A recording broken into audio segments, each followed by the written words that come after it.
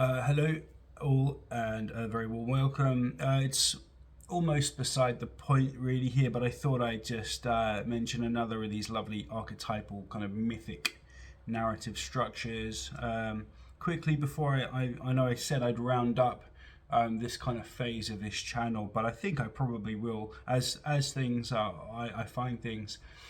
If new data, if new scholarship comes out, of course, then I will talk about that kind of stuff.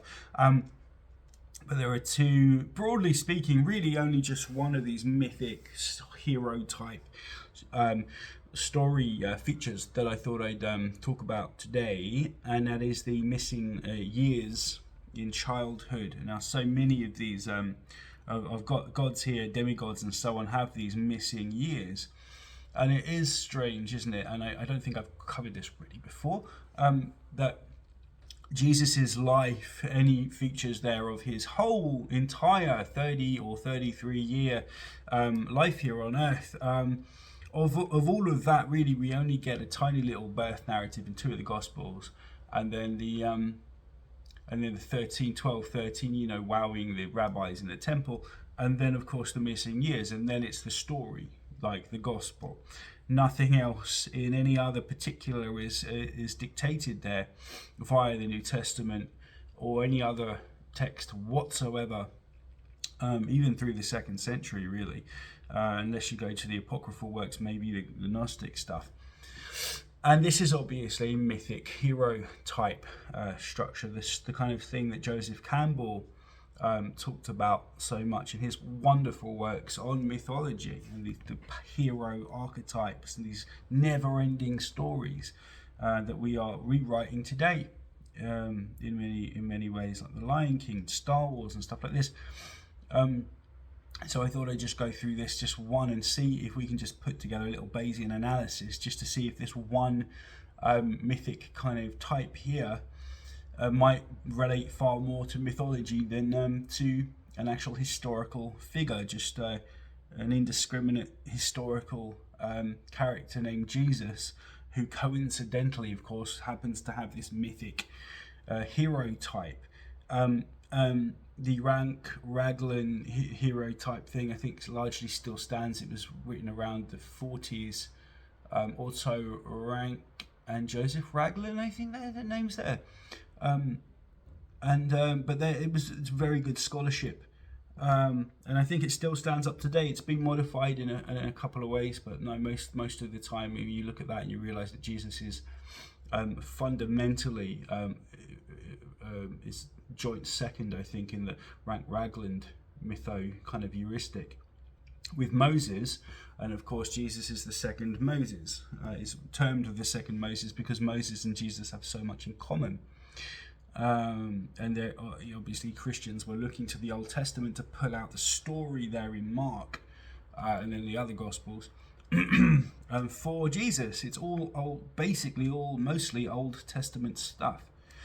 So the archetypal structure of the Jesus narrative, the Gospel narrative of Jesus, contains two universal mythic motifs. The threatened divine child. A child of miraculous birth is targeted by a jealous or fearful ruler. The child is hidden, escapes death, and is raised in safety, right? Go to Egypt and all of this stuff. The hidden years revelation motif. The divine child vanishes from record for many years, living in obscurity. Okay, he reemerges in adulthood to begin a public mission of teaching, healing, or saving. The revelation is followed by persecution, death, and transformation, resurrection, apotheosis, or enlightenment. You remember the Lion King and Star Wars? Yeah, isn't it the same kind of story? Together, these form what may be called the concealed, then revealed savior archetype, the mythic skeleton on which countless world redeemer stories are built, right? Comparative table here of figures and parallels to Jesus. So Moses is Hebrew, of course. Pharaoh kills the infants, obviously repatched in the gospel narratives, and nowhere in history do we find that. Exile and divine preparation. Hidden years motif, okay, and reappearance function, returns as a liberator and lawgiver, right?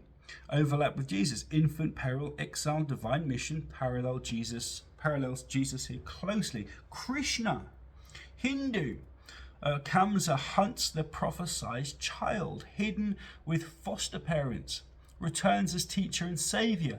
Okay, the parallels here: divine incarnation through through a married couple, 6 children born before him. So it's not a virgin birth, but it is a miraculous conception. The God comes down and impregnates Devaki, I think, and then the child is born.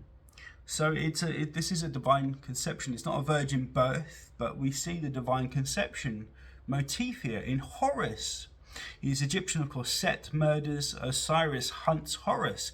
Hidden by Isis in the marshes, returns to avenge and rule. There's a marsh motif there with Moses as well.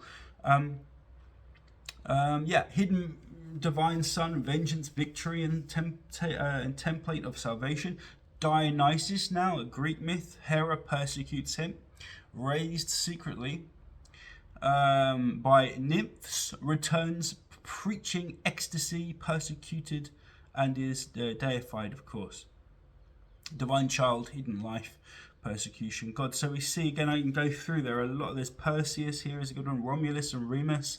Now Perseus, Croesus fears the oracles here, so he's hidden and set adrift and so on. Returns and slays grandfather by accident.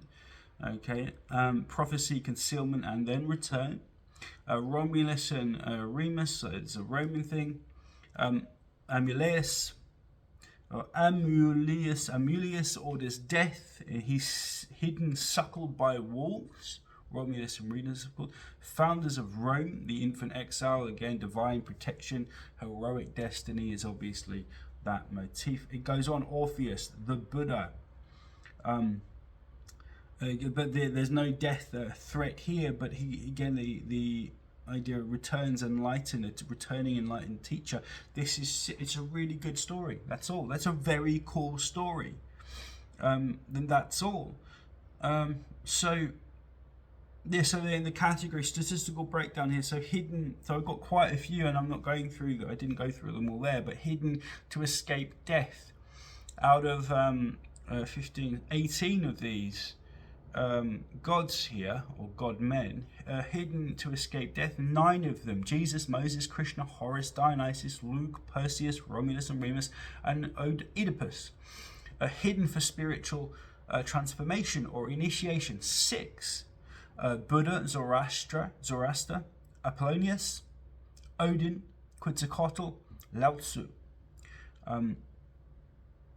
Symbolic, or Lao Tzu.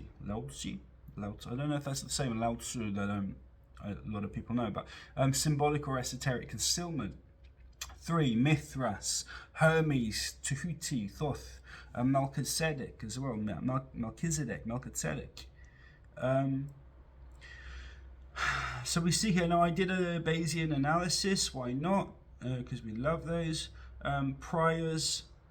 So the prior at H1 being true, we put at 7. Probability that the Savior narrative follows mythic template, or 0.3 that it doesn't, given the parallels here, they're quite specific.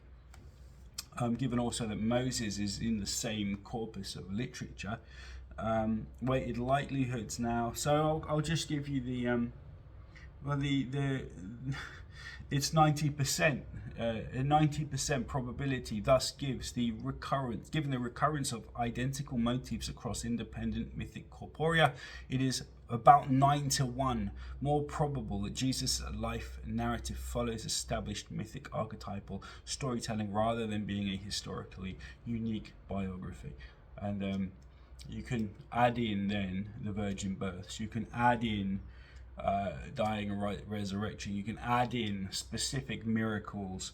You can go down the line and you will find that these odds just grow and grow and grow.